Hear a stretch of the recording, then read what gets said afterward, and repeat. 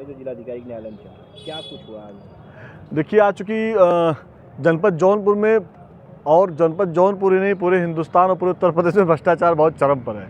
आज अधिवक्ता संघ ने, कलेक्ट्रेट अधिवक्ता संघ ने जनपद में और ख़ास तौर से कलेक्ट्रेट के अंदर जिस तरह से भ्रष्टाचार चरम पर है उसके खिलाफ आज हम सब लोगों ने हड़ताल किया है और हम सब लोगों ने चक्रमण किया है पूरे कलेक्ट्रेट परिसर में। और जब तक भ्रष्टाचार पे अंकुश नहीं लगेगा, यहाँ पर जो भी हमारे विभाग हैं, चाहे वो न्यायालय हैं, चाहे वो मुआफिस खाना हो, सब में इतना बाबू और चपरासी और पेशकार इतने भ्रष्टाचारी हो गए हैं कि अधिवक्ताओं को ही वो चूना लगा रहे हैं। तो इसके खिलाफ आज अधिवक्ता संघ हड़ताल पे था और हम लोग ने आज प्रस्ताव करके जब तक भ्रष्टाचारियों पर कार्रवाई नहीं होगी तब तक हम लोग अनवरत जो है हड़ताल पर रहेंगे और हम लोगों ने ये प्रस्ताव पास किया है। तो आज चूँकि अनुराग यादव का डेट था तो उसमें भी सुनवाई नहीं हुई है और सुनवाई होगी। अब जब अगली डेट उनकी 17 तारीख पड़ी है, अगर 17 तक ये चेत गए, भ्रष्टाचार खत्म हो गया या भ्रष्टाचार पर अंकुश लगाने का प्रयास जिलाधिकारी और यहाँ पे अपर जिलाधिकारी के द्वारा की जाती है, 17 को हम सुनवाई करा देंगे। क्या लगता है आपको 17 तारीख पहले भ्रष्टाचार पर अंकुश लगाने की शुरुआत हो जाएगी? अब ये देखो, प्रशासन के ऊपर और सरकार के ऊपर ये निर्भर करता है कि सरकार क्या चाहती है। अपराध मुक्त, भ्रष्टाचार मुक्त जो उनका नारा था वो सब फेल है।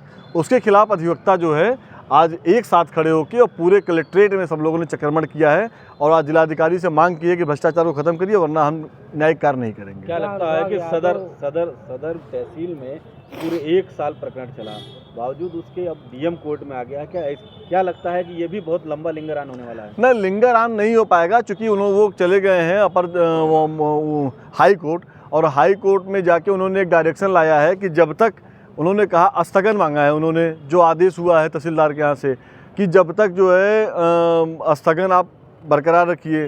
तो हाई कोर्ट ने जिला अधिकारी को ये निर्देशित किया है कि उनके स्थगन पर सुनवाई कर लीजिए।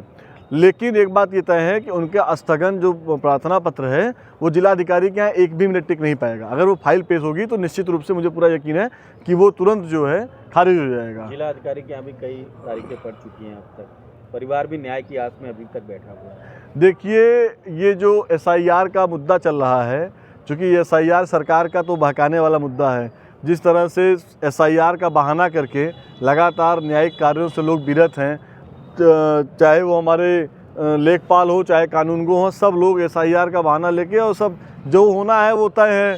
सरकार किस तरह से लोग एक का नाम काट रही है और एक का नाम जोड़ रही है, तो ये हम सब लोग जानते हैं। तो SIR का बहाना लेके ये चल रहा है। लेकिन निश्चित रूप से हम सब लोग जिस दिन जिलाधिकारी बैठेंगे उनके न्यायालय में वो फाइल पेश होगी और वो फाइल जो उनका स्थगन आदेश है पे सुनवाई होनी है वो उनका प्रार्थना पत्र निरस्त हो जाए, खारिज हो जाएगा। क्या भ्रष्टाचार की भेंट नहीं चढ़ रहा? अनुराग यादव हत्याकांड में फैसला है, बिल्कुल चढ़ रहा है। मैं तो बार बार कह रहा हूँ, मैं धन्यवाद देता हूँ कि कलेक्ट्रेट अधिवक्ता संघ को, मैं धन्यवाद देता हूँ अधिवक्ताओं को जिन्होंने मजबूती के साथ खड़े होकर इसका विरोध किया और कहा न्यायालय को कि अगर आप निस्तारण नहीं करेंगे तो आपके न्यायालय का हम लोग बहिष्कार करेंगे। इतना प्रेशर, इतने के बावजूद जो सत्ता पक्ष के लोग थे और जो सत्ता का, जो यहाँ के मंत्री का और जिसका दबाव था, उन सबके बावजूद तहसीलदार महोदय को अधिवक्ता हित को देखते हुए और न्याय हित को देखते के साथ साथ जनहित को देखते हुए और अबोध बालक की जो हत्या है उसके खिलाफ उसके पक्ष में उनको आदेश करना पड़ा वो मकान गिराने का। लेकिन दुर्भाग्य इस बात का है कि वो मकान खड़ा है और प्रशासन उसको गिराना नहीं चाहता है। तो ये दुर्भाग्य है। अधिवक्ता हमेशा न्याय हित की लड़ाई लड़ता है और आज भी लड़ रहा है और मजबूती के साथ अनुराग की लड़ाई लड़ता रहेगा। दिसंबर चल रहा है, क्या लगता है कि 2025 में हो पाएगा आदेश या 2026 में? नहीं, पूरा विश्वास है मुझे, चूँकि जिलाधिकारी महोदय के ऊपर भी विश्वास है। जिलाधिकारी ने स्वयं से इस पक्ष को जाना था और उन्होंने कहा था कि हम इसका निस्तारण करेंगे।